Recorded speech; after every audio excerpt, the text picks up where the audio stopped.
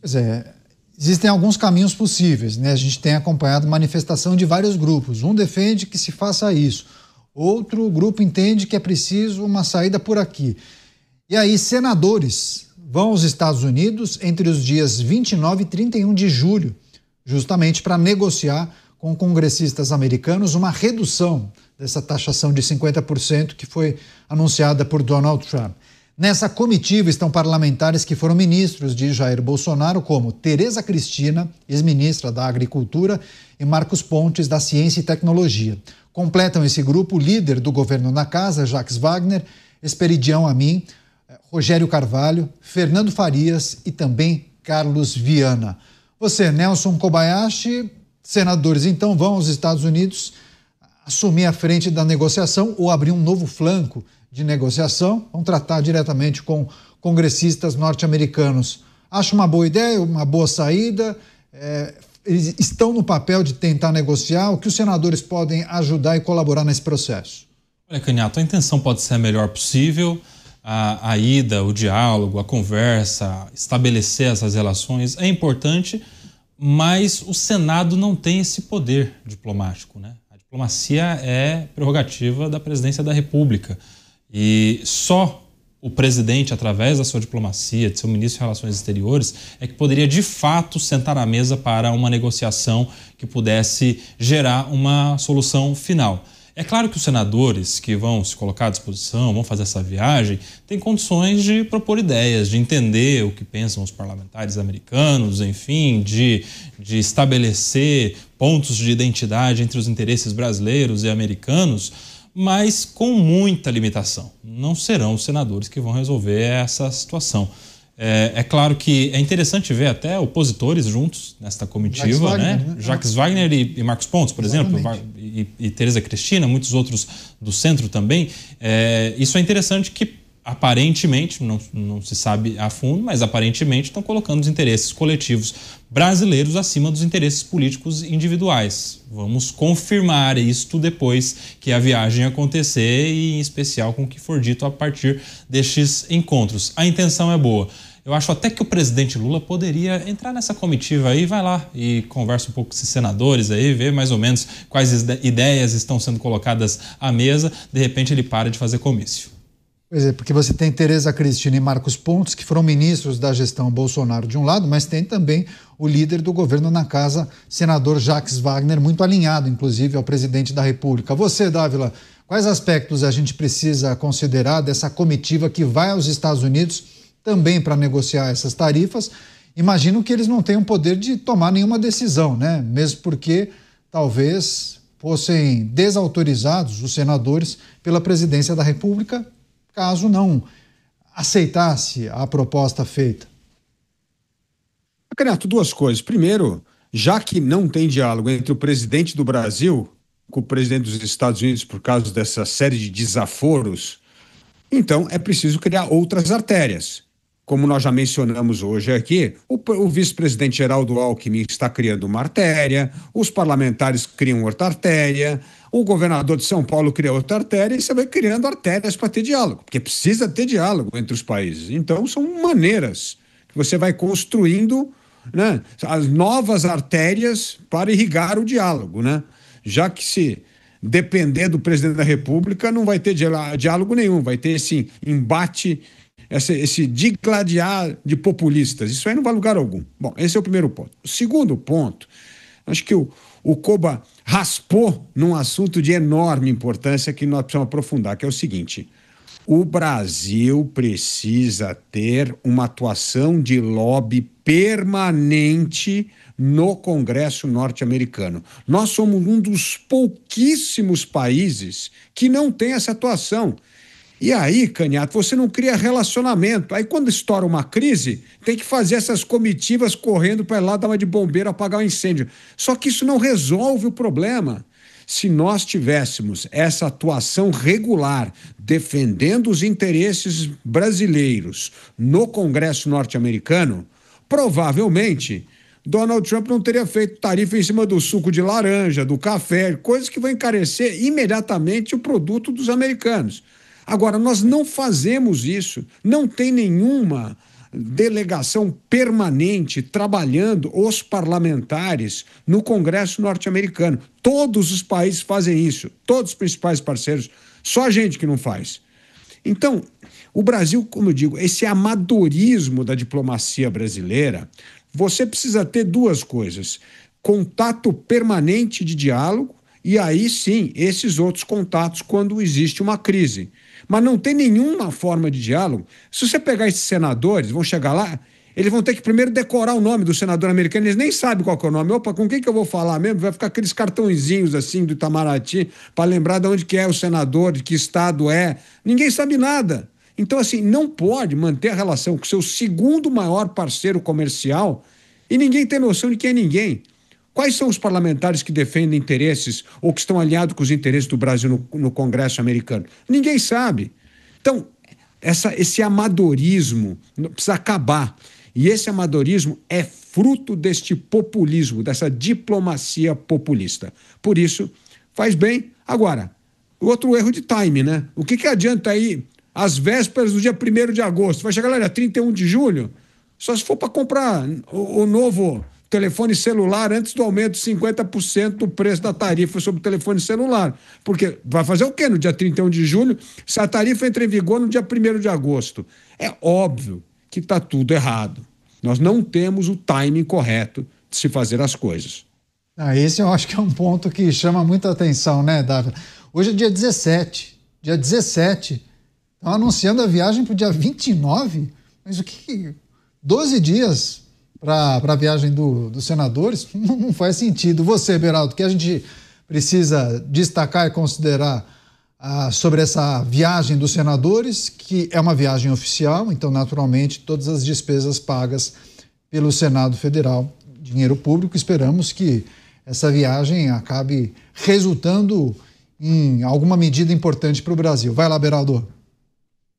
Bom, certamente há alguns que vão trabalhar e há os que vão passear, né? Nós não temos uma atuação parlamentar que realmente fortaleça não é que fortaleça, mas que valorize esses laços permanentes, como o Dávila destacou, né? O Brasil não mantém um diálogo permanente com uma representação no Congresso americano. Para ter uma ideia, o Canhato, há um comitê dentro do Congresso norte-americano, um comitê Brasil-Estados Unidos. O presidente desse comitê, o deputado republicano aqui do Texas, Lance Gooden, que é uma simpatia e tal, ele não foi procurado. Ele está completamente à margem desse processo e é um sujeito acessível, simpático, adora o Brasil, está lá, pronto para ajudar a encaminhar uma conversa, mas não faz isso. E eu acho também, Canhato, que haverá muita dificuldade dessa comitiva de senadores de explicar por que, sendo prerrogativa do Senado atuar em relação aos ministros do Supremo Tribunal Federal que não cumprem o seu papel dentro do que está estabelecido pela Constituição Federal, por que eles próprios não agiram?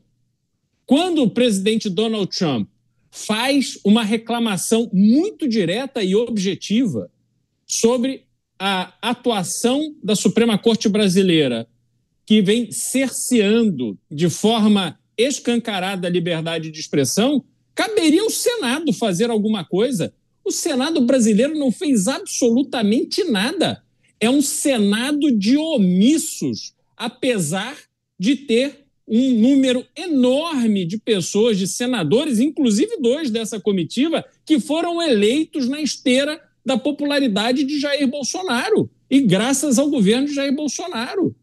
Então, você vê, até o astronauta Marcos Pontes, que foi do Partido Socialista Brasileiro, surfou a onda de popularidade de Jair Bolsonaro e foi eleito senador da República. Fez o que agora em relação ao que está acontecendo? Nada! O desequilíbrio de poderes no Brasil impera sob vista grossa e conveniência do Senado Federal. Então, tenho curiosidade em saber como é que eles vão responder a essas perguntas que certamente serão feitas nesses encontros. Antes de passar para o Koba, só para a gente fechar esse capítulo, Dávila, quando você menciona a figura do lobista, pessoas da nossa audiência levantaram naturalmente a questão que envolve os lobistas que representam interesses de segmentos da economia. E há uma atuação muito forte, inclusive uma profissão regulamentada nos Estados Unidos, né? Mas muitas pessoas têm a ideia daquele lobista do seriado House of Cards, que negociava as coisas por debaixo dos panos com o Frank Underwood, enfim. Como funciona o papel do lobista que representa uma nação, um país, os interesses desse país? É diferente do escritório, por exemplo, que o Estado de São Paulo mantém, um escritório que tem objetivos comerciais em algumas localidades do mundo, né? Só rapidamente, antes de a gente encerrar.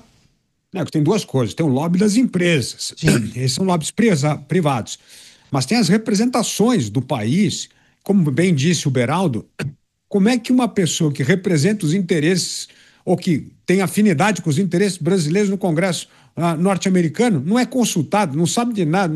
Aliás, se você perguntar no Congresso brasileiro quem é o defensor dos interesses brasileiros no Congresso americano, ele não sabe dizer o nome. Então, essa ausência de diálogo não permite que o país tenha canais permanentes de troca de informação. Todo mundo acha que lobby é só para lá, não, vamos vender mais laranja, vender mais avião. Não, é manter um canal aberto de diálogo sobre as tratativas, sobre regulação de rede social, sobre questões comerciais e sobre questões diplomáticas. É preciso ter um canal direto com o poder legislativo dos Estados Unidos. E nós não temos, zero. Aliás, nem lá e nem com o Departamento de Estado também. Então, assim, é só em momento que as coisas explodem, é que a gente lembra lá de pegar a caderneta telefônica. Poxa, qual é o mesmo nome do cara lá no Departamento de Relações Internacionais que conhece o cara no Departamento de Estado americano? Não é assim que se faz diplomacia. Diplomacia é como qualquer relação humana, precisa ser sempre cultivada. Ou é aquele amigo que você só vai procurar quando você está em apuros. Aí não dá. Só para encerrar, você, Koba, vê com bons olhos negociações mantidas em várias frentes, congressistas, executivo federal também, presidente da República adota um posicionamento, vice-presidente põe a mão na massa, também adota um outro posicionamento, e aí, claro, governadores, no caso, Tarcísio de Freitas, também abrindo uma outra frente. Isso está muito bom, Caniato. É bom, pode ajudar, desde que o presidente da República saiba aproveitar essas várias frentes criadas, o que não está acontecendo. Eu citei há pouco, né, a grande diferença do tratamento dado ao caso do presidente para com o que tem feito o vice-presidente, que parece que não estão no mesmo governo, parece que não estão sintonizados em relação às medidas que devem ser tomadas. Então seria ótimo que a frente criada pelo Senado, junto com a frente criada pelo vice-presidente, junto com a frente criada pelo Tarcísio, junto com qualquer outra frente, qualquer outro ponto de contato, sejam todas muito bem aproveitadas sob a liderança daquele que tem a prerrogativa da diplomacia e do contato com o presidente dos Estados Unidos, que é quem vai dar a palavra final em relação a um recuo, um eventual recuo nessa taxação. Mas o presidente Lula é do seu próprio perfil, né, protagonizar e não dar essa abertura toda a quem quer que seja, principalmente para aqueles que não são seus aliados. Então ele poderia aproveitar, mas eu não acredito nisso. Agora, falando nisso tudo, só uma última reflexão, né? Onde está o embaixador do Brasil nos Estados Unidos que não se ouve falar? Assim, isso mostra a falência das embaixadas brasileiras ao redor do mundo, em especial com um dos seus grandes parceiros comerciais, os Estados Unidos da América. Essa função aí, que sugere o Dávila, seria muito importante, poderia ser, de alguma maneira, bem desempenhada pelo representante do Estado brasileiro nos Estados Unidos, que certamente ganha um salário muito digno a esta função que se espera dele, que é de manter vivo o relacionamento diplomático entre Brasil e Estados Unidos. Mas até agora não se ouve falar nada a respeito desta representação brasileira nos Estados Unidos, que a gente sabe custa muito aos cofres públicos aqui do pagador de imposto no Brasil. Muitas mensagens aqui no nosso chat: Ronaldo Brito, Francineide Pereira, José Zanella, Maria de Fátima, Janaína Rodrigues, Almira Aparecido, inclusive a Maria de Fátima: Beraldo, fale com o Trump, acho que daria certo. Agradeço a mensagem de todas as pessoas. Mas só para a gente finalizar esse assunto, Beraldo, algumas pessoas questionaram como esse assunto ou o posicionamento de Donald Trump repercutiu nos Estados Unidos com a imprensa norte-americana. Quando o Dávila fala, bom, mas talvez os próprios congressistas americanos não tenham ciência de todas as informações e também os congressistas brasileiros nem sabem quem são as pessoas que poderiam ajudar, os congressistas que poderiam ajudar. Como a imprensa norte-americana tem tratado desse anúncio de Donald Trump, há algum tipo de repercussão nesse sentido? E um outro aspecto que também destacaram aqui sobre o anúncio feito por Donald Trump e no momento de implementação da tarifa ele muda de ideia ou acaba adiando por um período. Existe a chance disso acontecer também? Existe a chance disso acontecer desde que haja um motivo, pelo menos para Donald Trump, para tomar esse tipo de atitude. Ele não fará isso simplesmente porque quando chegar no dia 31 de julho ele vai lembrar, vai tocar um despertador lá na agenda dele e dizer, olha, amanhã tem tarifa para o Brasil. Ele fala, não, então vamos adiar isso aí. Não, não é assim. Ele, se adequadamente estimulado for, vai dizer, olha, vamos chegar no entendimento, vamos caminhar por aqui, por ali, tem esses interesses dos Estados Unidos que a gente pode acomodar, mas vocês precisam acomodar esses interesses do Brasil, e ele sentir que vai caminhar de uma forma a preservar os interesses dos Estados Unidos, eu não tenho a menor dúvida de que um adiamento é possível. Agora, a repercussão deste tema, deste anúncio nos Estados Unidos houve, na época do anúncio, ali na semana passada. Agora, já semana retrasada, né? Se não me engano, já estamos na quinta-feira, foi semana... mas, na sequência, já houve o anúncio das tarifas para o México e a União Europeia. E aí mudou, o foco muda. A imprensa americana se debruça nesse tema que é mais relevante para os Estados Unidos. O México é um parceiro comercial fundamental para os Estados Unidos. A Europa, além de muito importante, é estratégico para os Estados Unidos. Então, o Brasil vai perdendo importância nessa cobertura, sobretudo depois que Donald Trump passou a mensagem singela. Bolsonaro não é meu amigo, ele é meu conhecido. E, olha, é um negociador muito duro e tal, mas aí nos lembra aqui o Koba e o Dávila, quando chegou a hora de impor tarifas ao aço brasileiro, ele impôs do mesmo jeito. É um negociador duro e tal, mas não mudou absolutamente nada a postura de Donald Trump quando era presidente ainda no mandato de Jair Bolsonaro. Portanto, não é por aí que a gente vai ver uma solução ser encaminhada de forma espontânea, deliberada de Donald Trump. Não. O Brasil precisa fazer o seu dever de casa. E aí, Koba, eu lembro aqui a diferença entre as estruturas das embaixadas e dos consulados brasileiros para as estruturas de embaixadas e consulado dos Estados Unidos mundo afora. Se você olhar a atuação da estrutura consular dos Estados Unidos no Brasil, você vai ver profissionais que monitoram a parte de tráfico de drogas do departamento que combate as drogas nos Estados Unidos, tem representantes lá. A parte militar, a parte comercial, parte cultural, não tem ninguém lá que ganhou de presente um carguinho. Vai lá para o Rio de Janeiro, fica lá porque você me ajudou na campanha, então fica lá de férias 4 anos com tudo pago ganhando um salário. Não existe isso. É trabalho profissional, é trabalho com propósito. Se você olhar para as estruturas consulares do Brasil em diversos lugares do mundo, tem sempre esses casos. Puxa, esse aqui me ajudou ali naquele negócio, agora vai lá curtindo, é adido do não sei o quê e não sei aonde. E fica lá, a gente esquece dele, nunca mais fala, você está lá recebendo dinheiro público para fazer nada. Então, a forma de lidar é completamente diferente. O Brasil não está neste nível de maturidade, de seriedade em relação ao seu papel no mundo.